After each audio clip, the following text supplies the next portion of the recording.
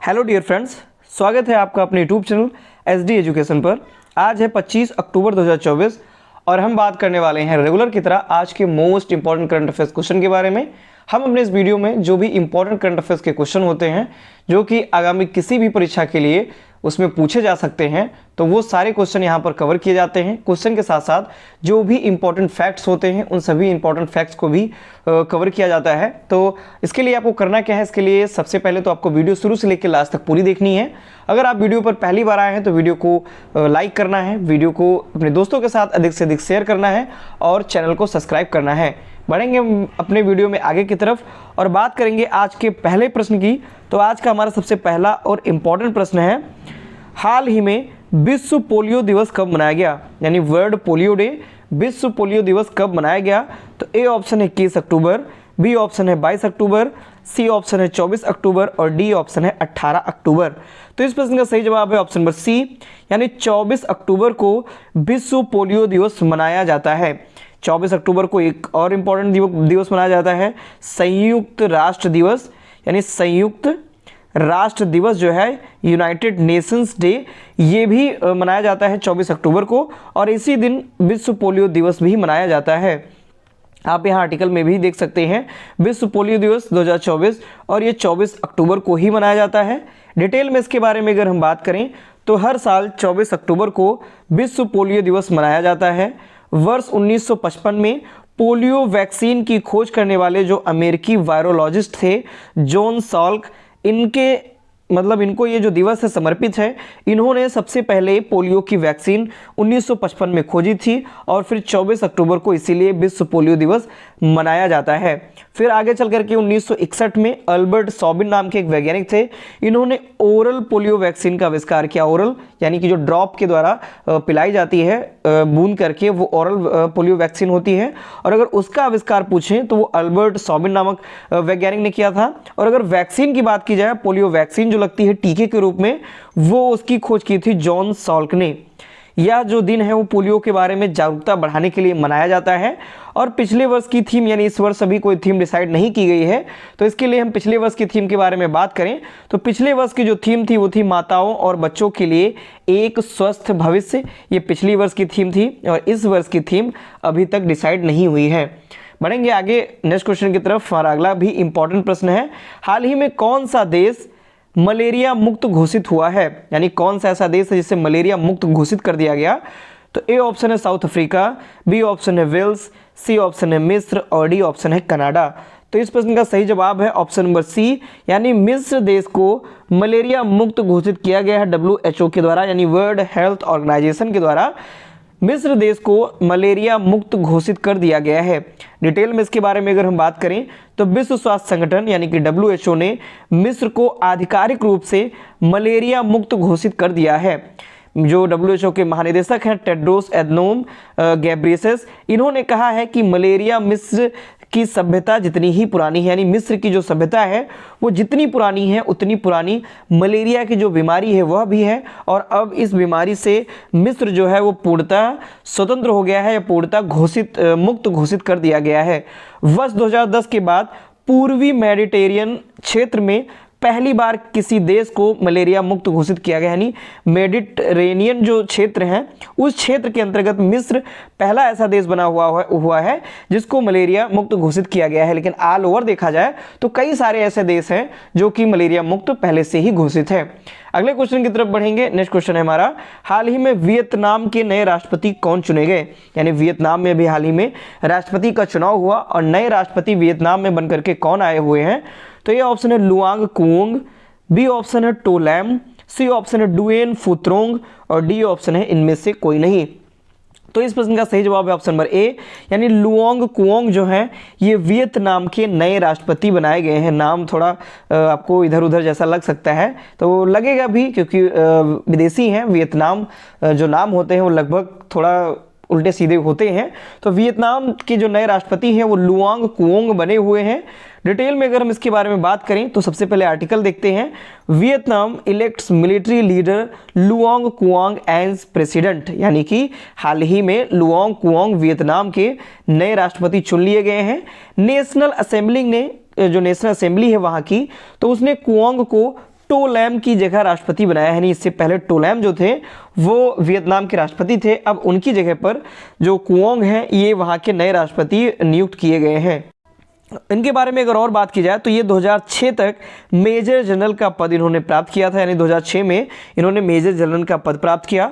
फिर 2021 में polit bureau के ये सदस्य बने लुओंग कुओंग, और इनका जो जन्म है लुओंग कुओंग का ये 15 अगस्त 1957 को इनका जन्म हुआ था। और कहाँ पर इनका जन्म हुआ था तो फू थो प्रांत जो है वियतनाम में, यहाँ पर इनका जन्म हुआ था। जैसा नाम वहाँ है जन्मस्थान का भी वैसा ही नाम है, फू थो प्रांत ये है वियतनाम में, तो वहीं पर ही इनका जन्म हुआ था 15 अगस्त 1957 को। अगले हम क्वेश्चन की तरफ बढ़ें तो नेक्स्ट क्वेश्चन है हमारा, हाल ही में किस राज्य में नई मिसाइल परीक्षण रेंज को मंजूरी दी गई? नई मिसाइल परीक्षण रेंज की जो मंजूरी है वो किस राज्य में दी गई है? तो ए ऑप्शन है उत्तर प्रदेश, बी ऑप्शन है राजस्थान, सी ऑप्शन है आंध्र प्रदेश और डी ऑप्शन है उड़ीसा। तो इस प्रश्न का सही जवाब है ऑप्शन नंबर सी, यानी आंध्र प्रदेश राज्य में नई मिसाइल परीक्षण रेंज को मंजूरी दे दी गई है। डिटेल के बारे में बात करें अगर इसके बारे में तो India to develop new missile testing range on east coast CCS gives approval, यानी कि अप्रूवल इसको मिल चुका है। तो आंध्र प्रदेश के नागियालंका में एक नए मिसाइल परीक्षण रेंज की स्थापना को मंजूरी दे दी गई है। ये नया मिसाइल परीक्षण रेंज है। अब यहाँ से क्या होगा, यहाँ से जो मिसाइलें होंगी उनका परीक्षण किया जाएगा, इसके लिए इसकी स्थापना की गई है। तो इस पहल का जो उद्देश्य है वो भारत की रक्षा क्षमताओं को मजबूत करना है। अब यहाँ से भी जो परीक्षण होंगे, मिसाइलों के जो परीक्षण होते हैं, तो यहाँ से भी हम नए परीक्षण होंगे, क्योंकि इसीलिए ये जो मिसाइल परीक्षण रेंज है इसको स्थापित किया गया है आंध्र प्रदेश में। CCS की जो बैठक है इसके अंतर्गत अन्य महत्वपूर्ण प्रस्तावों को भी मंजूरी दी गई, जिनमें अमेरिका से 31 प्रीडेटर ड्रोन की खरीद और परियोजना ATB के तहत 2 परमाणु पनडुब्बियों का निर्माण भी शामिल है। यानी कि CCS की जो बैठक हुई उसके अंतर्गत नए मिसाइल परीक्षण रेंज की स्थापना को तो मंजूरी दी ही गई थी, इसके साथ साथ अन्य महत्वपूर्ण प्रस्ताव जो है उनको भी मंजूरी दी गई, जिनमें से अमेरिका से 31 प्रेडेटर ड्रोन खरीदना और परियोजना ATB के तहत 2 परमाणु पनडुब्बियों का निर्माण करना, ये सभी प्रस्ताव जो है इसके अंतर्गत शामिल है। अगले प्रश्न की तरफ बढ़ेंगे तो नेक्स्ट क्वेश्चन है हमारा, हाल ही में किस राज्य सरकार ने विकलांग लोगों के लिए विशेष अदालतें स्थापित की? यानी कौन सी राज्य सरकार है जिसने विकलांग लोगों के लिए एक विशेष प्रकार की अदालत स्थापित की है? तो ए ऑप्शन है उत्तर प्रदेश, बी ऑप्शन है हरियाणा, सी ऑप्शन है दिल्ली और डी ऑप्शन है केरल। तो इस प्रश्न का सही जवाब है ऑप्शन नंबर सी, यानी नई दिल्ली में विकलांग लोगों के लिए विशेष अदालतें स्थापित की जाएंगी। डिटेल में अगर हम बात करें तो सबसे पहले आप यहाँ पर आर्टिकल भी देख सकते हैं, और अब डिटेल में बात करें तो दिल्ली सरकार मुख्यमंत्री अतिशी के नेतृत्व में दिव्यांग जनों के लिए विशेष अदालतों की मंजूरी दे दी है। यानी विशेष अदालतों की जो स्थापना है इसकी मंजूरी मिल गई है। इस पहल का जो उद्देश्य है वो क्या होगा, विकलांग व्यक्तियों की आवश्यकताओं के अनुरूप अदालती माहौल बनाकर उन्हें न्याय प्रदान करना, ये इसका प्रमुख उद्देश्य होगा। अदालतों को दिव्यांग व्यक्तियों की अनूठी आवश्यकताओं को ध्यान में रख करके डिजाइन किया जाएगा। यानी कि जो दिव्यांग व्यक्ति हैं उनको ध्यान में रखते हुए ही जो अदालत होंगी जो दिव्यांगजनों के लिए बनाई जा रही हैं, तो उनको इन मतलब दिव्यांग व्यक्तियों को देख करके ही, उनकी आवश्यकताओं को ध्यान में रख करके ही इनको बनाया जाएगा, उनको डिजाइन किया जाएगा। अगले प्रश्न की तरफ बढ़ेंगे तो नेक्स्ट क्वेश्चन है हमारा, हाल ही में भारत सरकार के आइडियाज़ के तहत रुपया ऋण प्राप्त करने वाला पहला प्राप्तकर्ता कौन बना? यानी कि रुपया में जो भारतीय रुपया है, इस रुपया में ऋण प्राप्त करने वाला पहला प्राप्तकर्ता कौन बना है, कौन सा देश बना हुआ है? तो ए ऑप्शन है चीन, बी ऑप्शन है नेपाल, सी ऑप्शन है मॉरिशस और डी ऑप्शन है बांग्लादेश। तो इस प्रश्न का सही जवाब है ऑप्शन नंबर सी, यानी मॉरिशस देश जो है वो भारत सरकार के आइडियाज़ के तहत रुपया ऋण प्राप्त करने वाला पहला प्राप्तकर्ता बना हुआ है। यानी अभी तो मतलब क्या होता था कि जो विदेशों में जो ऋण दिया जाता था वो बेसिकली डॉलर में दिया जाता था, क्योंकि अमेरिका जो है वो डॉलर चलता ही है, और बाहर की जो आधिकारिक मुद्रा के हिसाब से देखा जाए कि जो विदेशों में जो चलती है, जो मान्य लगभग रहती है, वो डॉलर में ही जो दो देश होते हैं, एक देश दूसरे देश में व्यापार करते हैं। लेकिन रुपए में, यानी भारतीय रुपए में ऋण प्राप्त करने वाला जो पहला देश बन गया है वो मॉरिशस बना है। यानी भारत ने इसको रुपए में ऋण प्रदान किया हुआ है। डिटेल में अगर इसके बारे में हम बात करें तो मॉरिशस भारत सरकार के आइडियाज़ के तहत रुपया ऋण प्राप्त करने वाला पहला प्राप्तकर्ता देश बना हुआ है। भारत सरकार ने मॉरिशस सरकार को 487.4 60 करोड़ रुपए की ऑनलाइन लाइन ऑफ क्रेडिट यानी ऋण स्वीकृति जो है वो प्रदान की हुई है।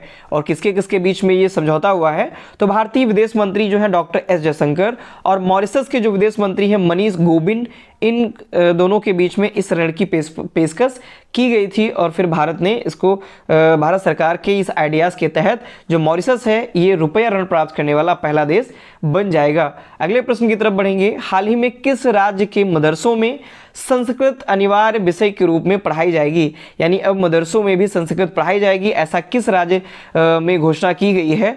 तो ए ऑप्शन है हिमाचल प्रदेश, बी ऑप्शन है उत्तर प्रदेश, सी ऑप्शन है उत्तराखंड और डी ऑप्शन है बिहार।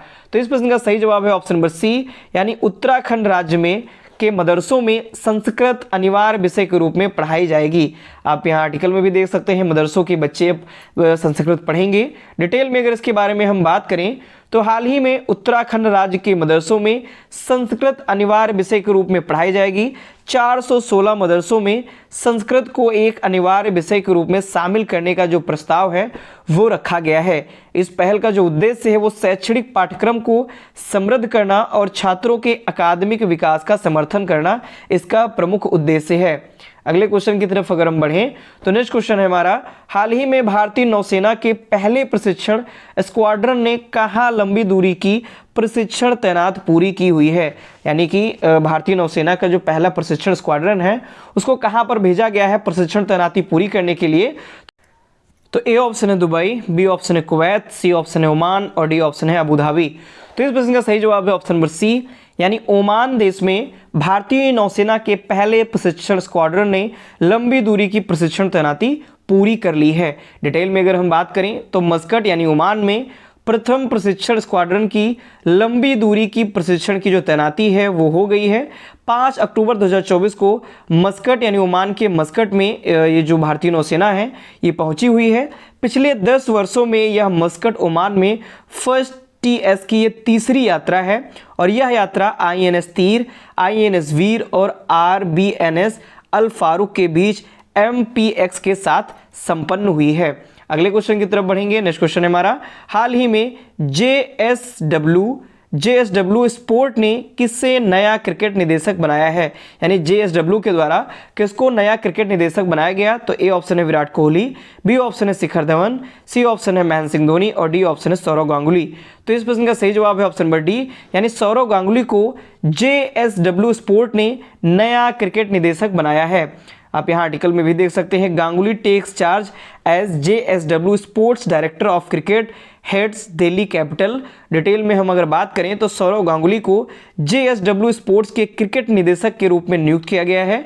सौरव गांगुली IPL में JSW की टीम जो है वो दिल्ली कैपिटल से 2019 में सलाहकार के तौर पर जुड़े और कोच रिकी पोंटिंग के साथ में इन्होंने काम किया था, यानी जो दिल्ली कैपिटल है इससे ये 2019 में सलाहकार के रूप में जुड़े हुए थे।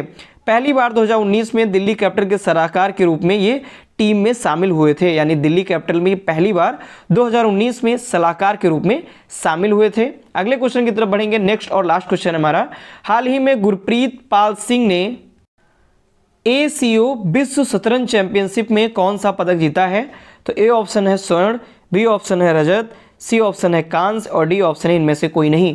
तो इस प्रश्न का सही जवाब हो जाएगा ऑप्शन नंबर ए, यानी गुरप्रीत पाल सिंह ने ग्रीस में जो ACO विश्व शतरंज चैंपियनशिप हुआ इसमें इन्होंने स्वर्ण पदक जीता हुआ है। डिटेल में अगर इसके बारे में बात करें तो भारत के गुरप्रीत पाल सिंह ने ग्रीस में ACO विश्व शतरंज चैंपियनशिप में स्वर्ण पदक जीता। पूर्व अंडर 10 विश्व चैंपियन जो थे सहज ग्रोवर जैसे खिलाड़ियों को कोचिंग दे चुके हैं और गुरप्रीत ने 9 राउंड में 7 अंक हासिल किए और इस प्रकार से स्वर्ण पदक इन्होंने जीत लिया है। इस चैंपियनशिप में 29 देशों ने हिस्सा लिया था और इन सभी देशों के जो प्रतिनिधि थे उनमें सबसे टॉप पर जो पहुंचे गुरप्रीत पाल सिंह जी, इन्होंने स्वर्ण पदक जीत लिया है। तो ये थे आज के हमारे मोस्ट इंपॉर्टेंट करंट अफेयर्स के क्वेश्चन। आशा करता हूँ आपको क्वेश्चन पसंद आए होंगे। अगर आपको क्वेश्चन पसंद आते हैं तो प्लीज़ वीडियो को लाइक करें, अपने दोस्तों के साथ वीडियो को अधिक से अधिक शेयर करें और हमारे चैनल को सब्सक्राइब करें। धन्यवाद।